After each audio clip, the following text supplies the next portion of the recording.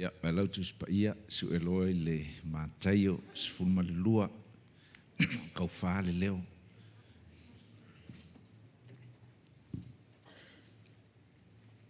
Mātaio sfulua, whai upue wha sfulma le tolu, i le wha sfulma le lima, la tatou whai tau ai. Hallelujah. Mātaio sfulma le lua, whai upue wha tolu, i le wha lima, e lau tu spa ia sua, e lau tu spa ia tatou. Whalongolongo la fionga, le tua, le nei tahau. Amene.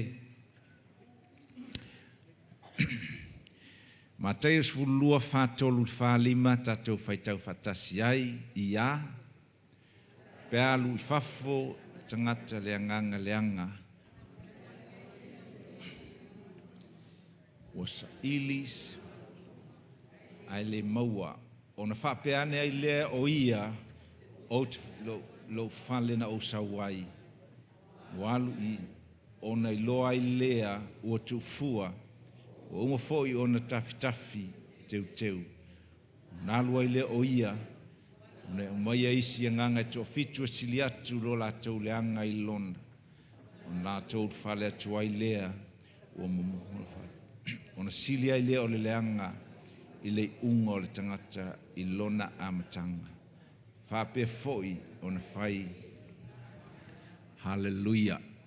O e whai ngofie le wha ma lama ina o nei whai upu o le tatou. O le mai lo whalongo I le microphone.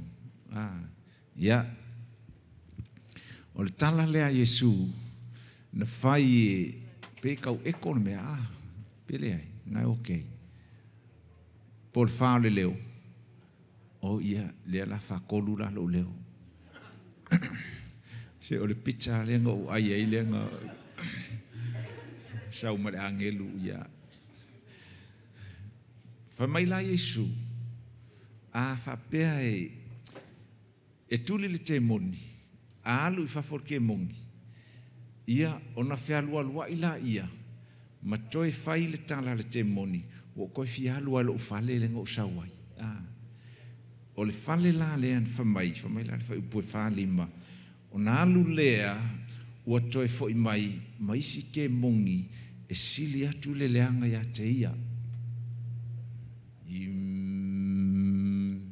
Ia le koe kiki ale le ima le kako sound. Whamai la le tala le tuspa ia. E ta umaya ia tātou I nei whai upu ia. O isi ke mongi e sili aku lea leanga isi te moni. O isi ke mongi e maula lalo, o isi e maula lunga. Ai whamai, a tuli le te moni, o na toi fia saure o le te moni le whale ngā lua tuai. O le whisili, ai si ame koe fia fo I le te moni I le whale lea ngā latuai. O lea le whale, o oe mau o whale, o tātou o whale. Whamai la, e fia halua le ke mongi e nofo le whale lea. Ai sea me koe fifo I le te moni le whale lea. Leanga o te moni, e tofi te moni, e whaatatau I le latou wala awina. O ke mongi o le tuina nau, e oe wa ai whale ko inga ngau, e o iai. O te moni pepelo, e oe wa ai whale o lo o iai tangata o lo o nau le pepelo, o ie ngofo ai.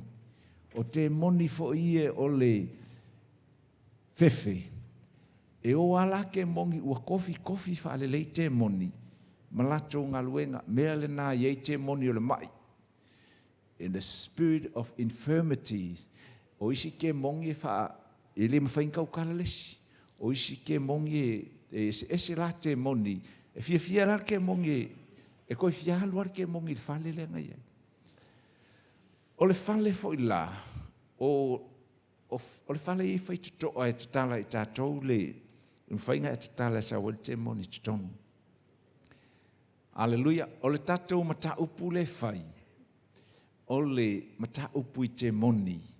Mai wha au tū e whawhewhenga o mai te moni te tonu oe.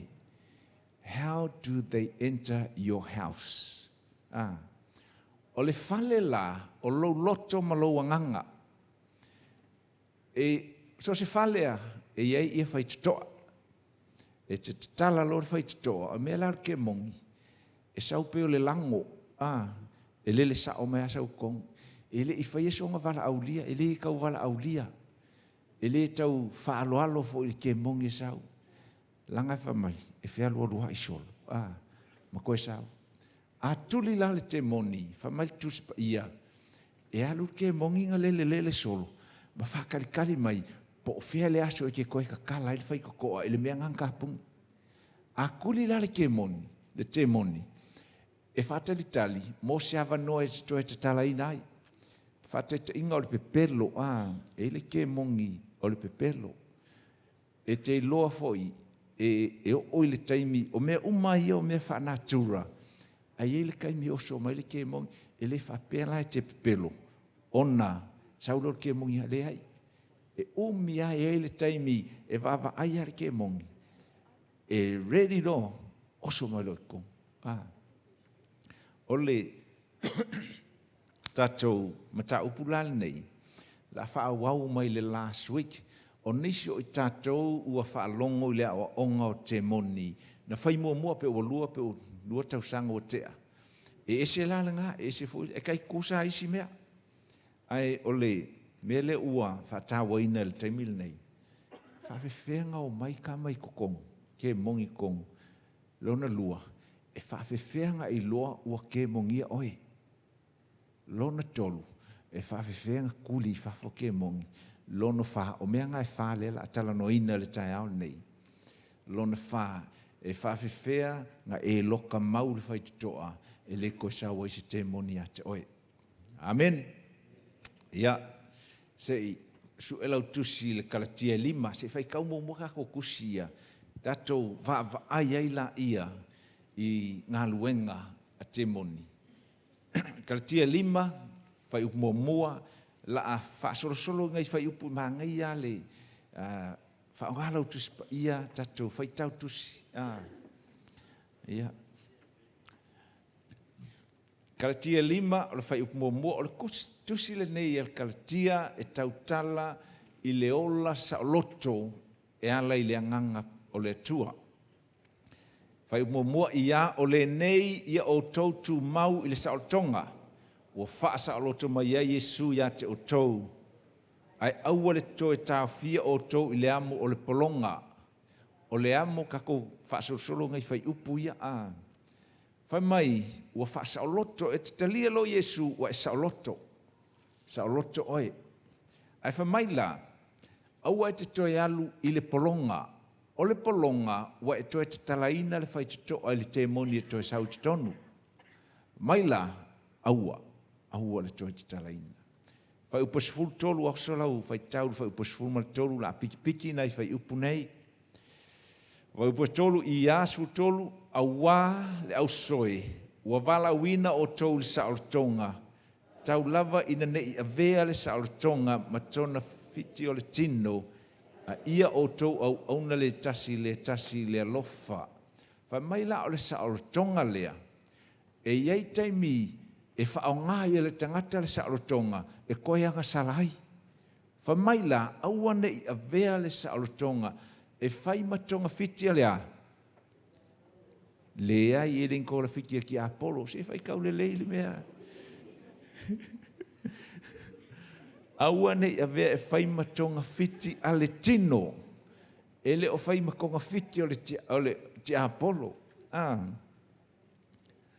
Whai upasfulu fitu, oso le sulfiku, ia aua o le tino ua tuina nau le te atu I le anganga, ua tuina nau fo I le anganga te atu I le tino. Ua fete na I fo ia mea. O le mea lea, tau te le whai iai le mea, tau te loto iai. Amene. Iai la le taua lea alu, o le taua I lo tino, ma le taua I lo anganga. A le taimi te le I whaolaina, le se kaua.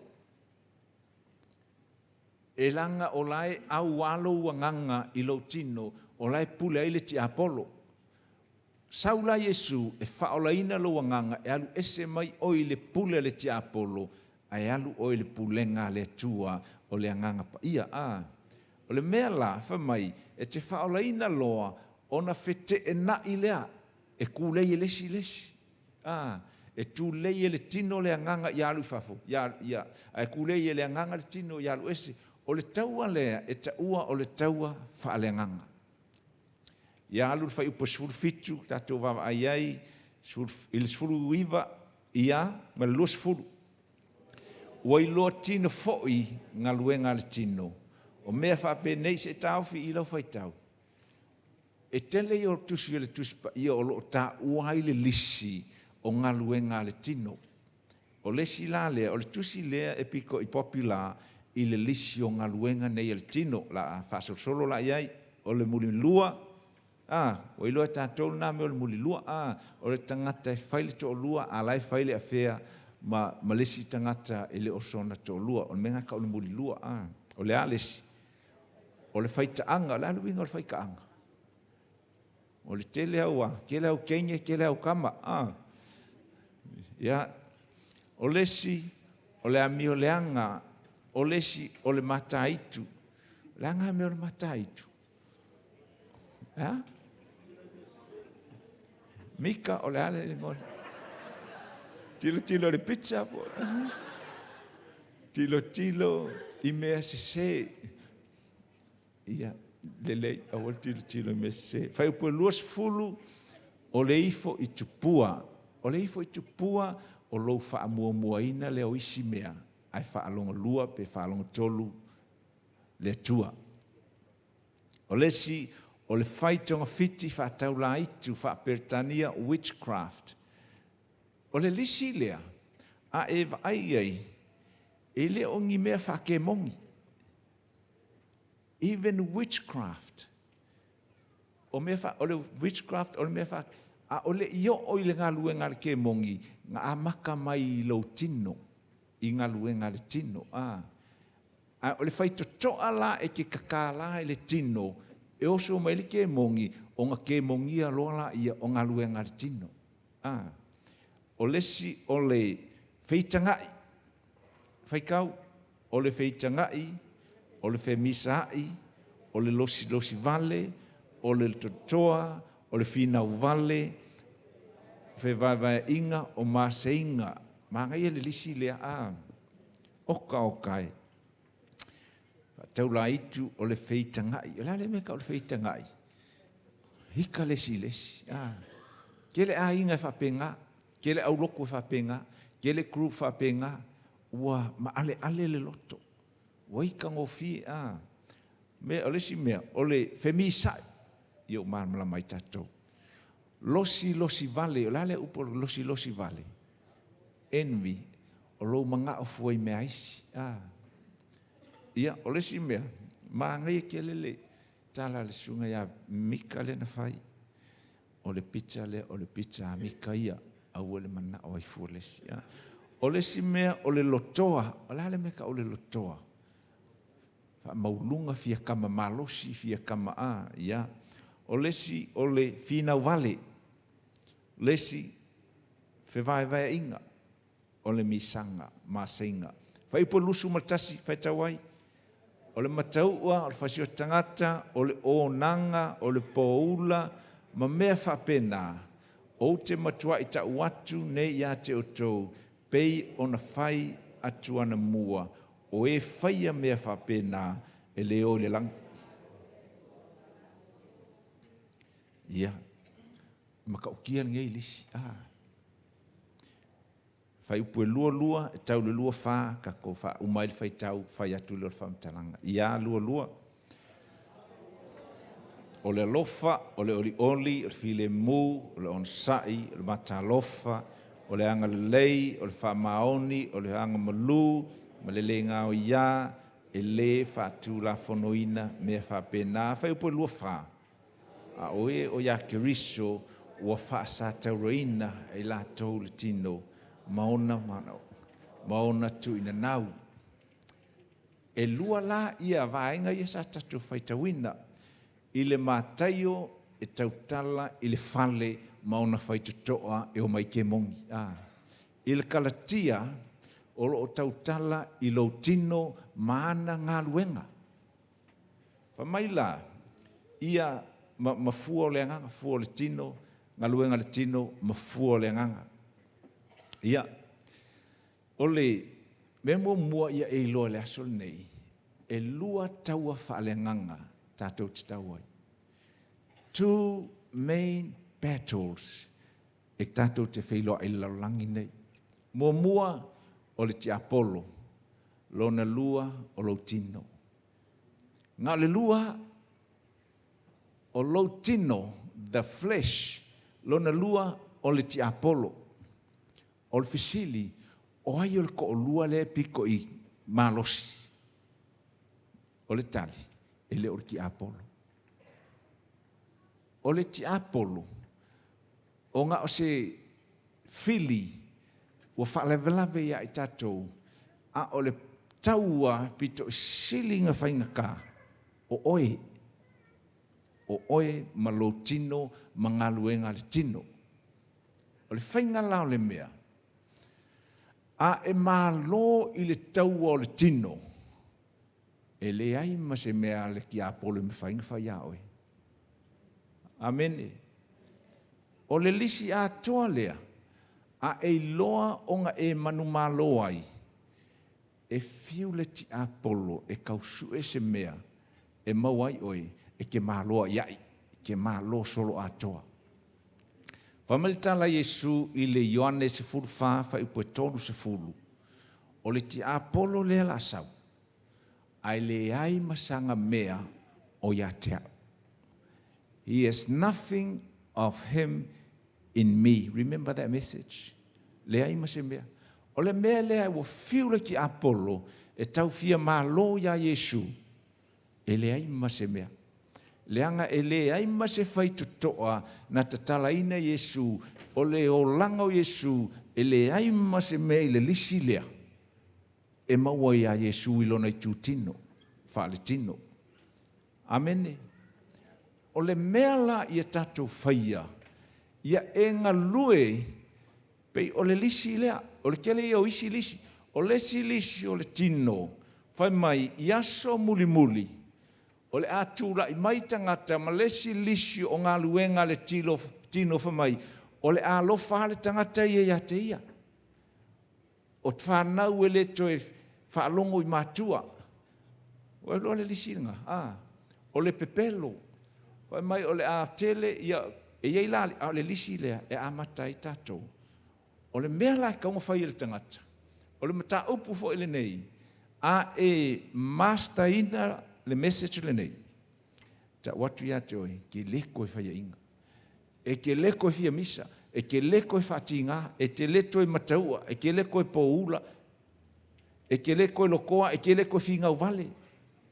O le haka o le malo vale ia le fingau vale.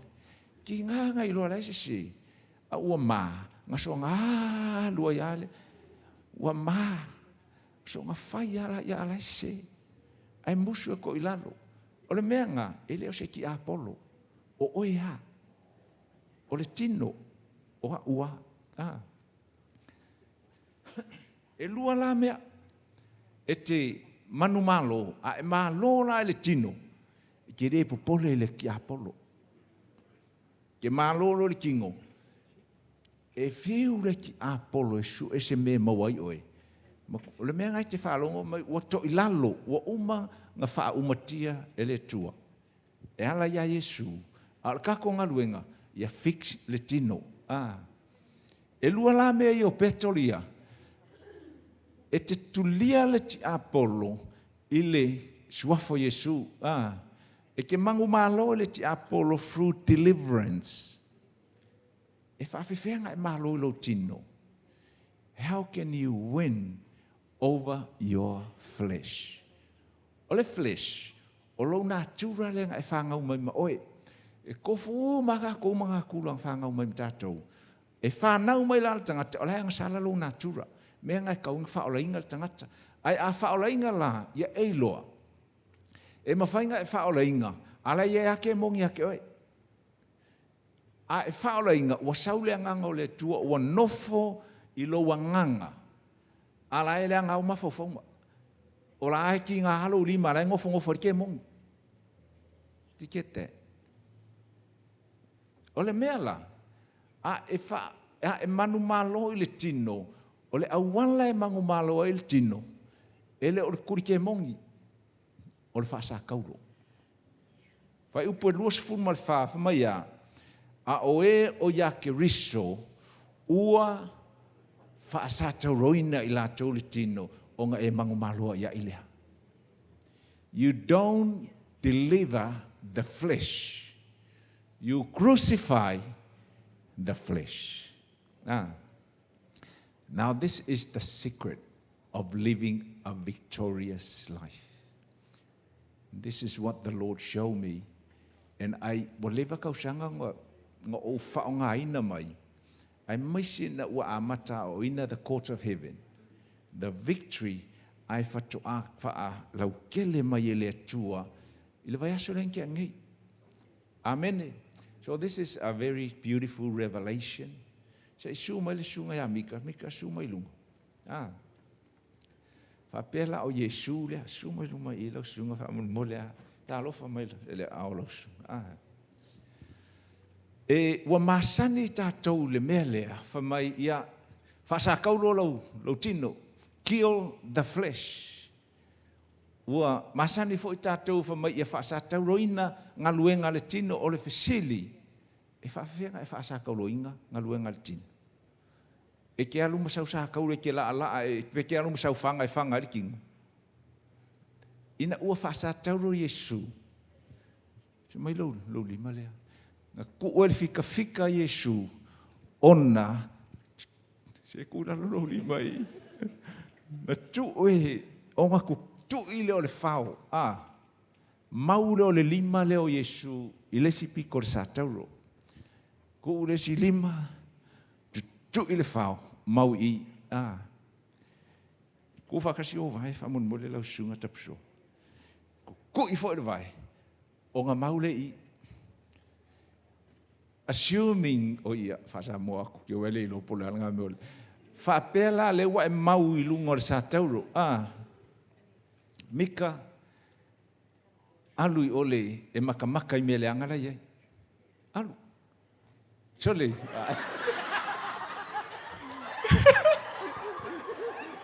E whawhewhea ngai alu le mau au limu. E mana mia se si Yesu. O le ua mau oe. O le ua whaasa kaulo oe. Mika, alu le pōula la la whai o. Kam whai alu, au le mwhai ngai alu.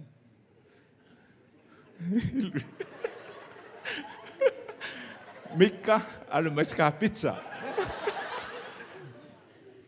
Ai le lisi lea. Mika, alu e losi vale.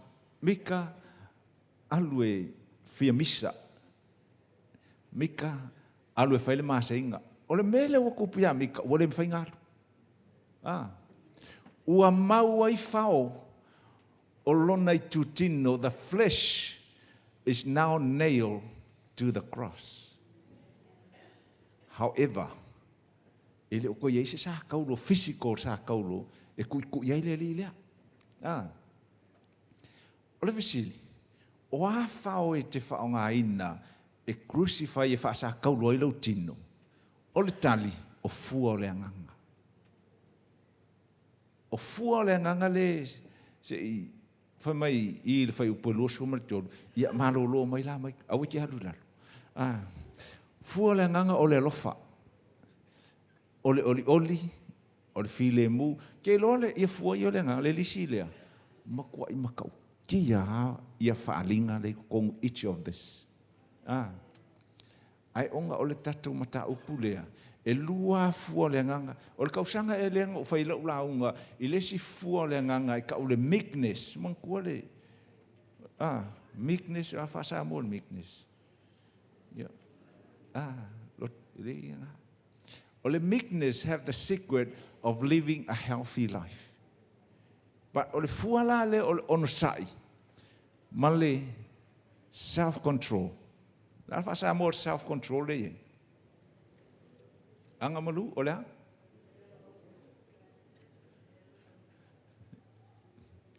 Ole self-control wa e controlling low self. E kolu la se koe wha, kolu la. E kolu whao ia, ngau whai ngei lok palangi. Tolu whao. A oso mai le whao so songa le ti apolo. Onga e tali la ia i fua o le anganga la ia te oe. O le kangaka le o iei le anganga pa ia, e le inyanga whao. A o le tangata ua whao la ina, e tolu whao la iei.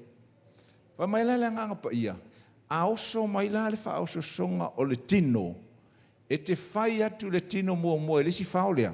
No, I am not. E koe oso mai fo i la, a koe oso mai whai ei, no. Ia le la whatai tai, Mika, alu e muli lua. Whai rau kala no.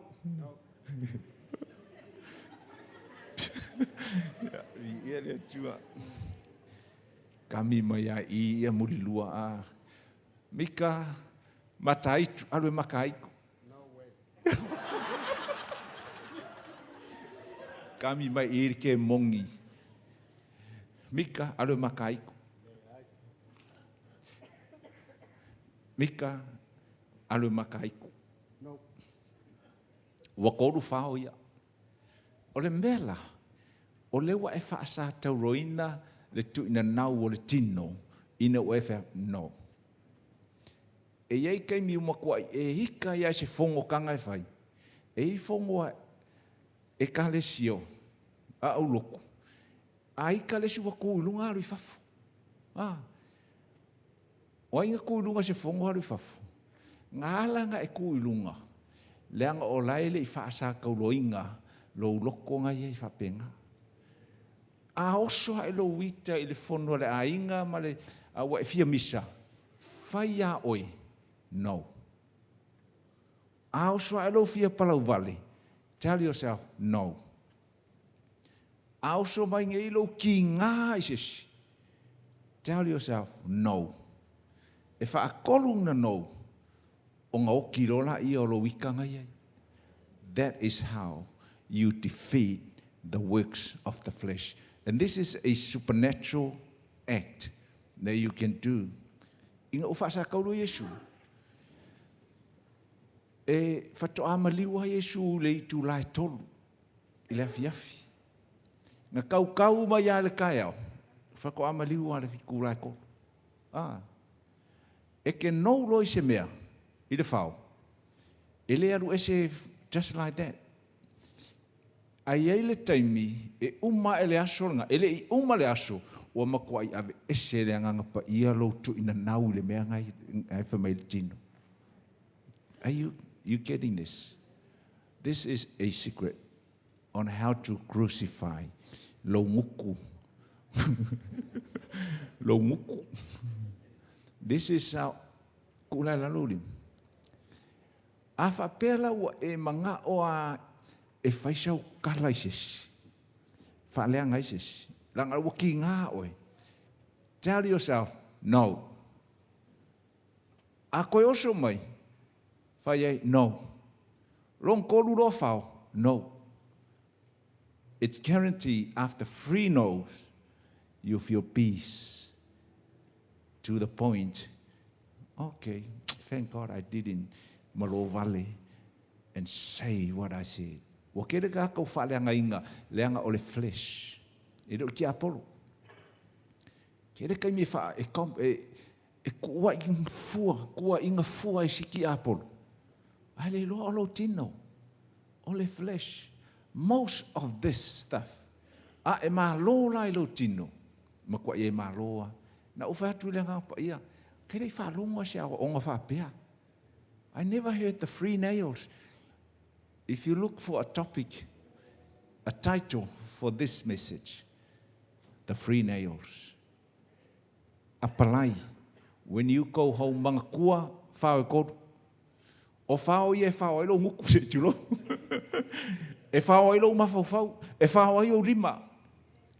E ke me wa manga o ai moko le ukoses.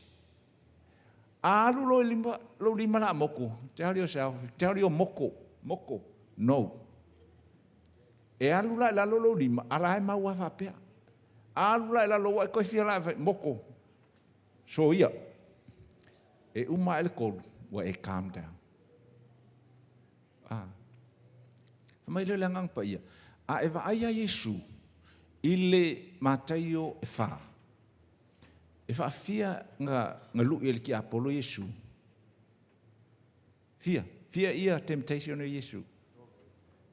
Ele lua ele fa kolu. There's something about free supernatural nails to kill your flesh.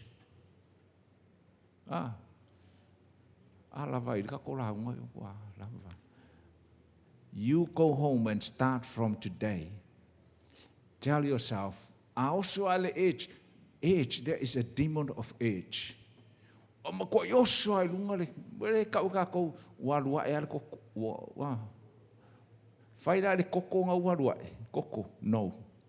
No, you practice that. E ke mi fai mako family talk.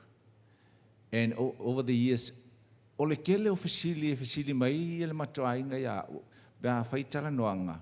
O ke shia ai foi. What is your greatest highlight? Ole ale me piko is e fia every year. Tau sang uma, ke o mo ke fia. Onga ole swinga ya te au. That is always my highlight every year. Because every year, my no gets better and better and better. My mouth, my thinking, my thinking gets better and better because my no is stronger and stronger and stronger. Many times, makuoi fale ainga. Ole lehanga yo wa mio fai fale ainga. Ia ngawai whalongo mai, whapenga fo isi oko. O aso la. Maso ha kaulakalaka mai. A whaila oka. Ai le ngai o ia ngai kahakai e kuka mase. O koe o complain. O kengia. Ngai kanga lai whai ele. Ai le lo ua alu le aso o ngā lulue. And then I increase my no. Stop doing that. Mako o lola ia karua nyeia. Malo mai kuku mai penga. Kaka kuku mai.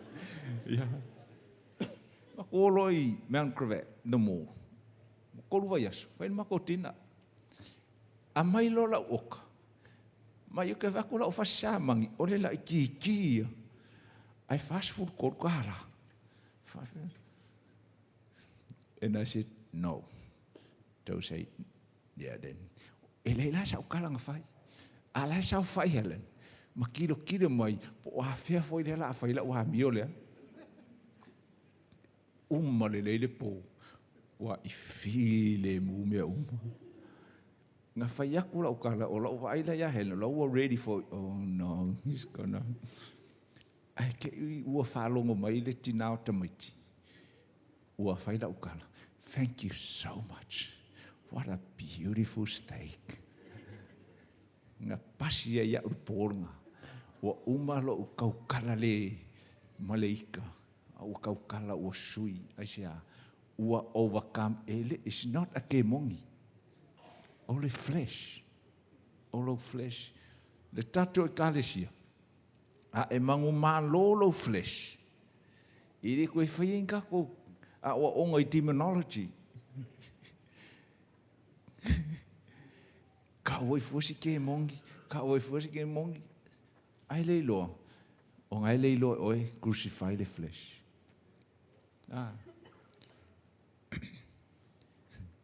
Vidi mai desi ka mai kikinga desi asu. Fa mai pasta, fa mole a kumanga mia la sosoangi. Ia fast forward o vai aku le kamaki le ole le anga yo langa mio. Mai langa pa ia. No. Love. It's a fruit of the spirit. Kelo mo alofar kamaki le. Ole fisili la. E fa fenga makua o fa lenga. Ano ka ua kule awala makua. A saur fia misa, no, no, no. After 3 nails, you get better. A saur ai u, no. A saur loko leanga, no. A wana loko leanga fuane si mea lesi. They pay the price, that's what they got. You got nothing, ongo sa iei pia inga. Ai masi ia inga. Ai pizza ia inga. O laua mea nga maua. O laua mea nga dulu, langai kele ia areas, but in this area. E taua. Ia, lela fa umaku resi vaenga luor tatou. Onga. Ia, ifi kukue pe ipe. Ia la fait palok, e la kule ni la rope o kukui. Faftai e lau sunga mai. Manatua. Ia e alu lasongi. Mga kua whao e tolu. Whao e tolu. Te māma tina urunga lii, wha mangakua e lesi. No. Hold on. No. On sai. E iska mi fia misa tina. Se o ki ngā ao mai nei le loko marako ke unga. A ka wea koe pu e mai aka e lainga.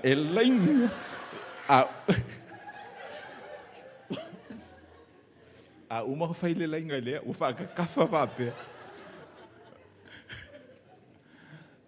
E a maka kure a songe. Whea rua i ar whawhinge maanga whao kotu. Oso mai ror whai kala, no. No. Ai wa aila e koe pu e kouaka. Ma kua i ange lua o mameo. Kua i kongu i ange lua mea. Langa ye isi a ai mangele aka. Oka ai whakoa male mele en kupu angafi. Ngai fo de men kupu karua nye. Ai kupu kua i o lele isa hamoa.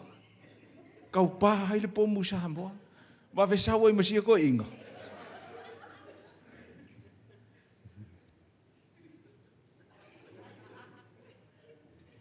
Fai tete le ngutu i mea e tautalai. Fai tete vai i mea e savari ai. Fai tete le mawhauwhau i mawhauwhaunga e mawhauwhau ai. Whapa ia ina le tangata mo keriso. Ngai vai le ke mangu malo solo ako. E ke ala le kai au, e ke pei oe le mangu. Le mangu la ulupe uale. E ke lele le kai au ma le fia fia. E ke sau ma le fia fia. E ke aka ma le fia fia. A ki ngalo loko. E ke aka fo aua. Ua koru au whao. No. I don't believe that. O lesi ka ngaka. Asa ungeli li poki a lesi. Straight away wakari kongu iai. Then they start thinking what the problem with wrong reports, they never tell the right thing about, they always carry the negative stuff with their report. Ongo sai. Siaki mua. Ia, wa e siari me waru e kako. Langa o le pizza le ua mako e sui e kako makau.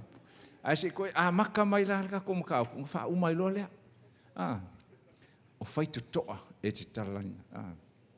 O le lisi leang kako wha alongo ai. A e le wha o ngā wha e wha sa kauroi i anga luenga le tino. O le la sanga longa lua. Wa oso e lor ke mongi o reika. Wa oso e ke mongi o loko leanga. Wa oso e ke mongi o fefe. Wa oso e ke mongi. Langa wa lewa pepe wha per ke mongi. Ma whaakari se kaimi e mongi ai wa le mwhainga koe sui e o ela uolanga. Sao lor ke mongi. Whakoa sao lor ke mongi. I have nothing of him in me, in you. Ma ngai lea. O le kako lisi a kona ren foi. Me whake mongi. Me ngai lo fale. E ni mea ave ese. Alu ave ese whamale lo fale. Whamalo wainga. E o fale. Whaile kaimi ma kamaiki. Whaile kaimi male au lok male. Go start afresh. Father, mothers, parents, change the way you talk to your kids. Langa o kelo iska maiki. O le mawhakia ia. Kaluai le o ke ngia ai. O kasi wa kea mai ia. Kea mai whanalini. Wa kea mai ia. Le whawhao saurani. A lele e lunga. Kala ia whai. A e whalongo lola a sau kala ia. Le masangi ai. O le aso ngai ke whai. No. That is stupid talk. I'm going to change. Kinga lo kinga. Ale wala kulau kalamanga ia. Ele ngaka sui oi. Ai sui e malesi. Sui oi. Sui lau whangau. Sui lau ainga. Sui lau connect group. Sui lau au loko. Kako au loko. Ia, ona tātou fia hai lea. Manga ia. O le lisi le sau I, o le pia. Wa uma kau kala, wa uma kau kala ngau. Le mele o le alcohol. Ia wa fai fia le launga. E ke whiwa su I kau kingonga le lei. I ka ngaka ke siango ia ingu pia. Nga o kau kingonga makanga. Ia oi fai au. Fai au makau kia. Wa o lesi fai au makau kia. E kuria kua leo maua. Fa mai kala leo o le ala unga luenga. O hau o le tamaha, o le kalesia. Oka se makanga. E ika laha e speed lau ka vale. Fai ai know before a demon gets into you. Use the free nails. E nail ai oi. Mangkua mika le asoringe. Think about mika. E mo i le atoa lona. Lau sunga. O la ukama lea. E alua, e oso fo yanga mei fafoi o le kapaka. Mike, free nails. Hana fa mangakua iai, e koru fao, e koru a fao, pe mariki apolo, pe marou, ikanga iai. Ingu pia, wesi mea o meo, fuala au fa sainga. E alanga fa sainga, fa sa le malo. Fuala au trucks, fuala au whaasainga. Ai o isi mongo I lalo. Le mongo whapea. E alanga whaasa, e whaasa kula fongo. So se kere siango la, e alu e whaidi mea ngā fuala au whaasainga. Ngai anga sala. O le anga sala, e oso mariki apo. E le ngakala le pia, ma fuala au whaasainga. Ai ili si anga sala lea, e se asianka ko karango ai. O le anga sala, o le aikele. Ia le la wha umakul ka kumka upole aso. E le se mea whai ngofia I le tatuanga nuu, le nei mea o le aitele. O le aitele. Whai mako fongo o kako conference le whai Samoa. Whai mai le mga koisi, ma koi wha maa le breakfast, wha maa e whawhiwhenga e whai le Samoa e wha maa le breakfast, wha maa le. We have to really do something. O le whapalangi o le aikele, o le gluttony. Gluttony is a sin. O le angasala. O le si mea, whamaritara tuspa ia, o le tea, divorce is a sin. E le fia la le kua I mea ia. E alanga le fia le kua le whala au whasainga. E alanga le fia le kua le pia. E alanga le fia le tua le divorce. E alanga le fia le kua le aikele. Le anga I kakala I whai koko ai ke mongi o mai kong. Si whai au o Brian. It's public news, so I can say it publicly. The Hillsong. Maka ukia singa I whai au. E maua koe leo. O lai kau leua. Koe su ea koe leo. O lai ese le pokula ngofo ai le hotel ngangala kuia. I was so sad with that situation. It tells me it can happen to anybody. E kupu I kanga ka uma. Mea whako apu ele aka. E maia le aka alai mama.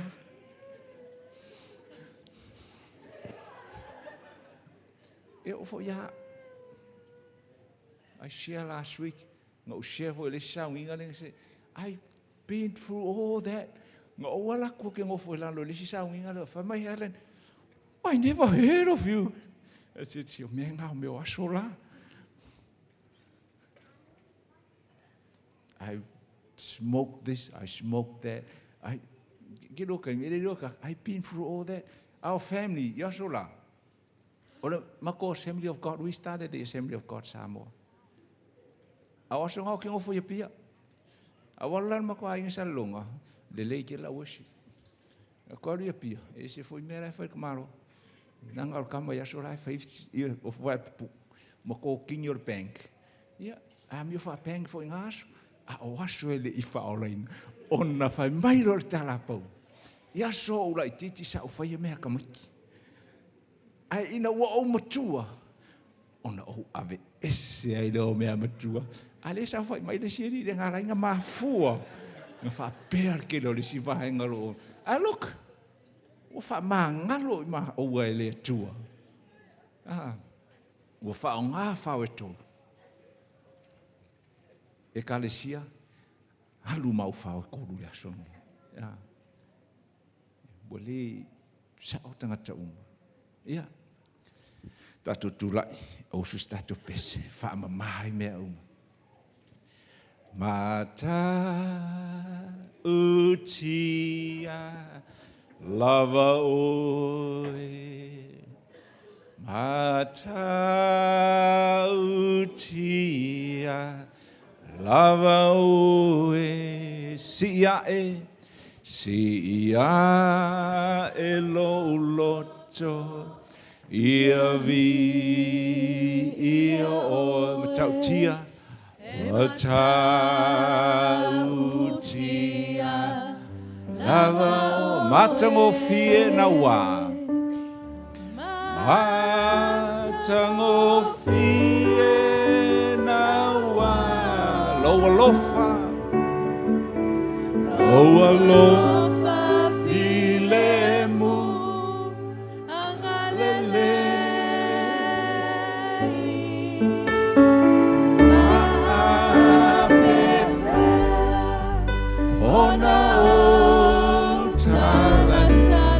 Loto watu Ona oe Pule awa Ali o me uma Tonu mafama honi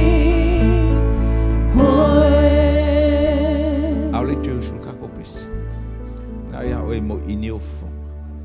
Mo ini lo te mine. Hallelujah. E matautia le atua. Matautia le atua. E matautia fo i le alofa ma le whaamangalo le atua. E whaafonga le fionga le atua le asone. A e alu le fale. Alu ma le manu malo. A e alu le fale. Fai a te oe a o la toe usulu tatou pesi. O le aso le nei. Ua o iloa whaasa tauro ngā ruenga le tino. O le aso le nei. O fua o le nganga pa ia the self-control and onosai.